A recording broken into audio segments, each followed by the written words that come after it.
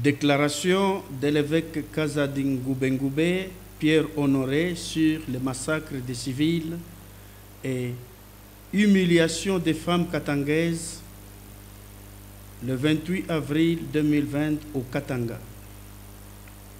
Je parle en tant que homme de Dieu, évêque, président national du parti politique Front Populaire pour la Justice, FPJ en sigle, autorité morale du regroupement politique FRD, chef de file de l'opposition républicaine légitime en RDC, en tant que Katangais d'origine pure.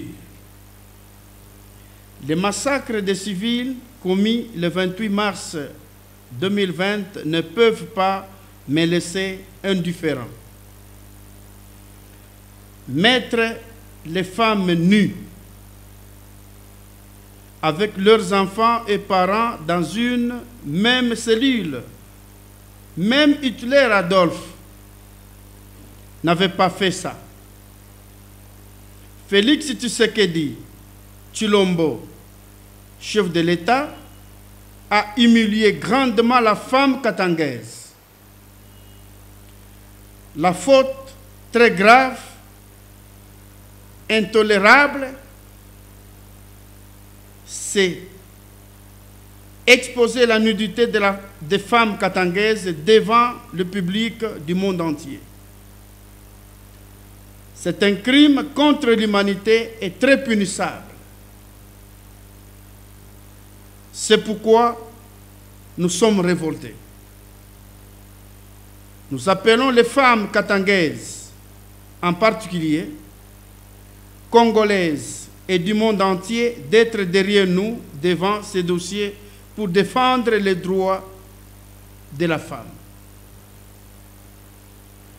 Les civils katangais tués n'ont commis aucune infraction sauf être katangais. C'est un génocide et la CPI sera saisie bientôt dans les 4 matins. Les corps ont été incinérés par l'armée tribale de Félix Tshisekedi, envoyée au Katanga pour soutenir ces sales besognes que vivent les Katangais chaque nuit dans leur maison. Le Katangais doit se défendre seul avec le concours de Dieu Tout-Puissant. L'autodétermination est légitime en droit international et sera poursuivie à cause du sang des innocents et personne ne bloquera cet élan dans une révolution. Personne ne peut être privé de ses droits reconnus sur le plan international, sauf les lâches, vautours, troubadours, fourbes katangais, qui monnaient inutilement leurs frères. Le dénigrement de nos mamans katangaises et ces massacres sont une injure à tout Katangais où qu'il se trouve, et il doit rester indifférent. Une plainte sera portée contre Félix Antoine Tshisekedi Tshilombo, chef de l'État et commandant suprême, et ses alliés. J'en appelle à tous les juristes katangais qui ont le sang katangais dans leurs veines à se joindre à moi pour la cause katangaise. La culture katangaise veut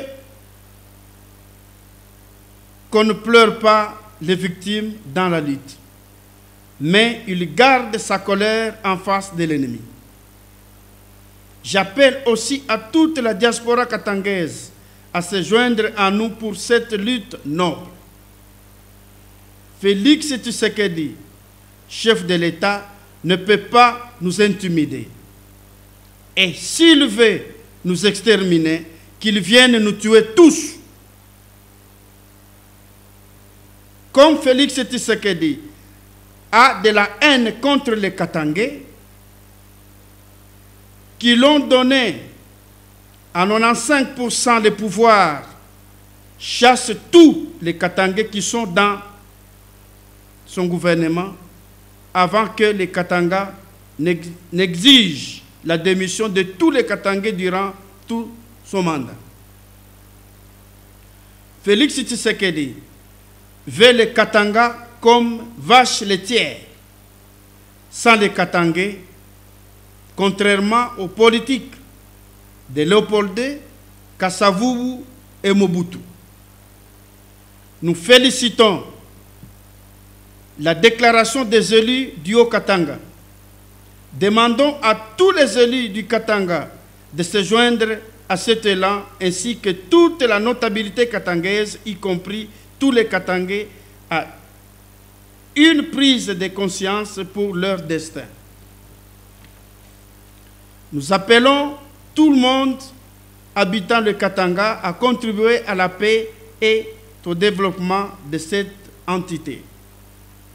Aussi, nous appelons l'ONU et ses branches des droits de l'homme, Union européenne, les USA, Royaume-Uni, France, Russie, Chine, Belgique, Allemagne, Canada, Australie, Brésil, l'Union africaine, la SADC et toute personnalité de bonne volonté de soutenir la cause katangaise sur cette humiliation grave des femmes et massacre des civils katangais.